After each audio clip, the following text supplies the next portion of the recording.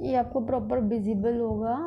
Actually थोड़ा सा दिक्कत हो रही है। हाँ, तो आज हम स्टार्ट करेंगे सोम, स्ट्रेंथ ऑफ मटेरियल।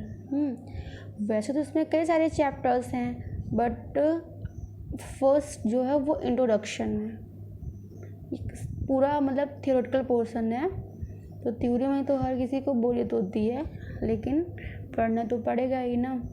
तो फर्स्ट चैप्टर जो हमारा है वो है properties of metals, stress and strain.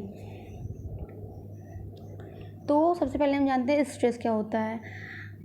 और फर्स्ट ऑल ऑफ मैं ये मान के चल रही हूँ कि आप लोग को सोम अच्छे तरीके से आता होगा, तो मैं एज अ शॉर्ट नोट्स आपको रिवाइज कराऊंगी, ठीक है।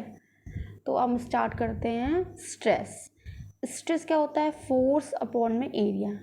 Stress is equal to force upon area. और एक ये डेफिनेशन है स्ट्रेस की जो डायरेक्टली पूछ लेते हैं एग्जाम्स में, आप प्रीवियस ईयर में चेक करिएगा, आपको तुरंत मिल जाएंगी। Stress equal to are generated as a resistance to the applied external forces.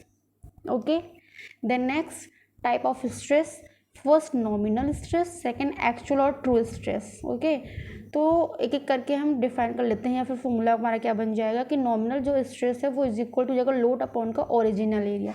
Original area in the sense अगर हम लोड लगाते हैं तो जो भी क्या नाम है उसका जो पहले जो एरिया है ओरिजिनल वो ही लेते हैं, बट जो एक्चुअल में क्या होता है कि हम लोड लगाए तो उस लोड में कितना इंक्रीमेंट हो रहा है, एक्चुअली जो वैल्यू आ रही है उस वैल्यू को हम लेते हैं फाइंड आउट करने के लिए। Okay, done.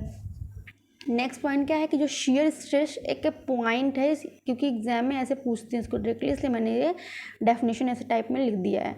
Share stress on opposite faces of an element are equal in magnitude and opposite in direction. Okay, done, ऐसे पूछा जाता है।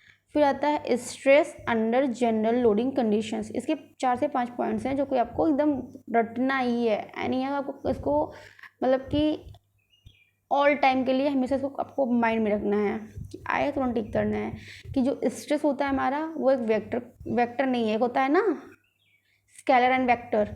Stress is not a vector, stress is a second order tensor, और एक होता है magnitude is a first order tensor, direction is second order tensor because stress has 9 dimension. Okay, and fifth one क्या कहता है कि at any point in 3 condition 9 stresses elements are there।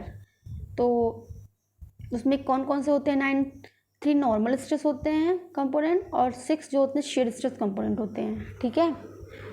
देखिए ये उन्हीं लोगों के लिए है जो कि सोम अच्छे से पढ़ रखे हैं, ये एज अ रिवीजन है, ठीक है, इसको आप ज़्यादा डीपली मत लीजिएगा।